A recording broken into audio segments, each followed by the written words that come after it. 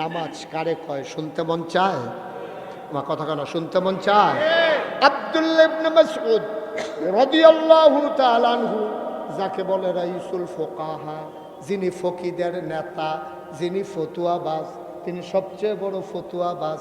বাংলাদেশও গালি দেও ফতুয়াবাজ কইয়া, আর আব্দুল্লাহ ইবনে মাসউদ ফতুয়াবাজ। উনি প্রাউড ফিল করে, উনি গর্ববোধ করে, পৃথিবীর মানুষ তার আখ্যা দেয় সবচেয়ে বড় ফতুয়াবাজ তিনি।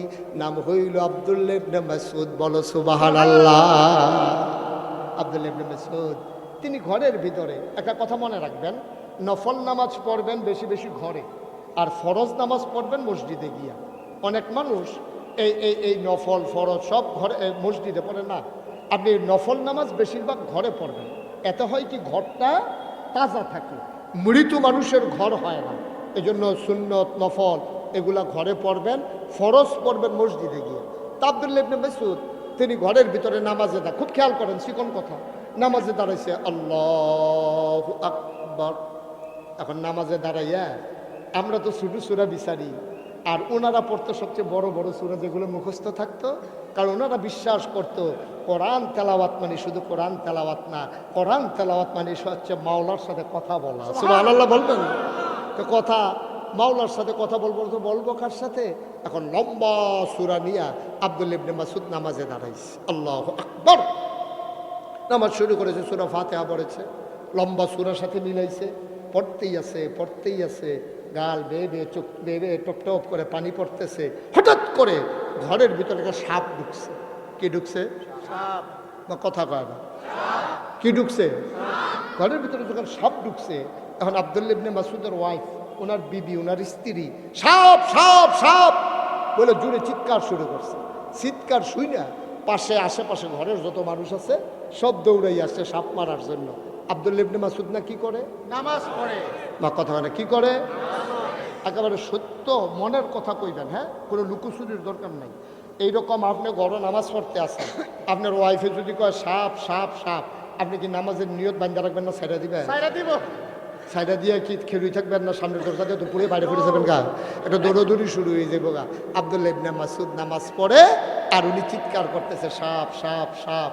এবার ঘরের চতুর্পার্শ্বে যারা বাসিন্দা ছিল, প্রতিবেশী ছিল, সবাই মিলে এসে সাপটারে পিটাইয়া মারছে। এখন সাপ মারা যাওয়ার পরে আমাদের দেশে দেখবেন গবেষণা হয়, এটা কি সাপ, তারপরে সাপের নমুনা গীতা আইনও করতে কত বড়। তো একজন এসে সাপটা মাফ, তো মাইপা দেখছে 4.5 আঙ্গুল হয়েছে। 4.5 কয় আঙ্গুল? কথা কয় না, এবার কথা কয় না। 4.5 কয় আঙ্গুল? 4.5 আঙ্গুল হয়েছে সাপ। মাইপা সেরকম গবেষণা শুরু হয়েছে। আরেকবার মুরব্বী আইসেরা কয় খাইয়ালাই বাচ্চা গেছ জাতি সাপ। কেমনে বুঝলেন? মাথার সকটা তো সত্যি জাতি সাপ দাঁড়া। আরেকবার আইয়া কয়দিন আগে সলম হালাইছে। কেমনে বুঝা? কয় যা হচ্ছে শরীরটা তেল তিল্লা। কয়দিন আগে ডিমও ফারছে। কেমনে বুঝা? কয় যা হচ্ছে ফ্যাটের সামনাটা ডিম। এই ডিম ফারছে যে সামনাটা হলো টাইট টাইট অনেক সময় পাইছে না। এই নানান গবেষণা। আব্দুল্লাহ ইবনে আব্বাস না কিতা করে, আর আব্দুল্লাহ ইবনে মাসউদ না কিতা করে? সুবহানাল্লাহর পরেও কইতেন না। গবেষণা চলতেছে সাপ নিয়া। কয় হাত লম্বা, ডিম পারছে, জাতি সাপ, মাথায় চক্কর, সর্বনাশ হইত। সবাই মিলে গল্প করতেছে। ভাই, যিনি ঘরের মালিক তিনি আব্দুল্লাহ ইবনে মাসউদ নামাজ পড়তেছে। নামাজ শেষ হয়ে গেল, গবেষণা তখনও চলতেছে। আব্দুল্লাহ ইবনে মাসউদ নামাজ শেষ করে ডাক দেয়া, কই গেলা? বেগম সাহেব কই? আমি তো এখানেই আছি। কই জলদি করে খাবার দাও, পেটে বড় খিদা। কয় কিসের খাবার? আমি কি খাইছি নাকি? আমি খাবো না। কয় খাবারের কথা নিয়ে আসেন, আপনি কি কিচ্ছু টের পান নাই? কয় কি টের পাবো? আমাদের ঘরে তো সাপ ঢুকছিল। আমি কেমনে বলবো? আমি না নামাজ পড়তে আছি।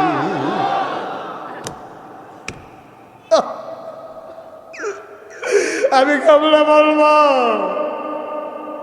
ওই জানতা আবুদাল্লাহ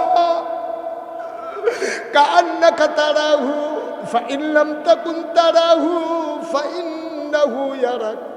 নামাজ কারে কয়? আব্বা শুনে যাও, জীবনে তো কত নামাজি পড়ছো। নামাজ কারে কয়? শুনে যাও শুনে যাও, নামাজ কারে কয়? আব্দুল্লাহ ইবনে মাসউদ কয় ঘরে সাপ, আমি কেমনে বুঝবো আমি না নামাজে? ওনার বেগম সাহেব ডাক দিয়া কয়, নামাজ পড়লে কি মানুষের দিন দুনিয়ার খবর থাকে না? কত মানুষ চিৎকার করলো, কত মানুষ আমাদের ঘরে আইসা ঢুকলো, চিৎকার চেঁচামেচি হলো, সবাই মিলে পিটাইয়া সাপ মারলো, শত শত মানুষ জমা হয়ে গেল। নামাজের ভিতরে কি মানুষের কানে শুনে না? কান কি বন্ধ থাকে নাকি? আপনি কি কিচ্ছু টের পান নাই? আপনি কি বুঝেন নাই? এবার আব্দুল্লাহ ইবনে মাসউদ বসে বসে কাঁদতেছেন।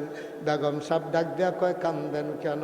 এবার আব্দুল্লাহ ইবনে মাসউদ কয়, বিবি গো, নামাজের ভিতরে যদি সবই টের পাইলাম, কিসের নামাজ পড়লাম?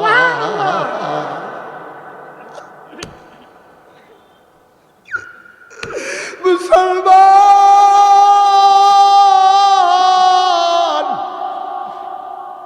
ও খাতাসারের মুসলমান, এই কথাগুলা দীর্ঘদিন তোমাদের কাছে বলতে পারি না, বড় বুকে বড় ব্যথা জমানো, অনেক কথা বলা হয় নাই, বলতে দেওয়া হয় নাই।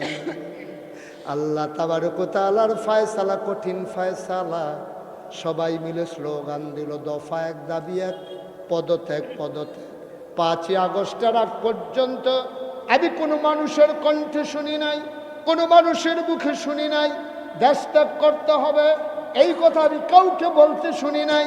কোনো ছাত্র সমন্বয়ক বলে নাই, কোনো রাজনৈতিক নেতা বলে নাই, মসজিদের কোনো ইমাম বলে নাই, মসজিদের কোনো খতিব বলে নাই, কোনো মিছিল মিটিং হয় নাই যে দেশ ত্যাগ এই কথা বলে নাই।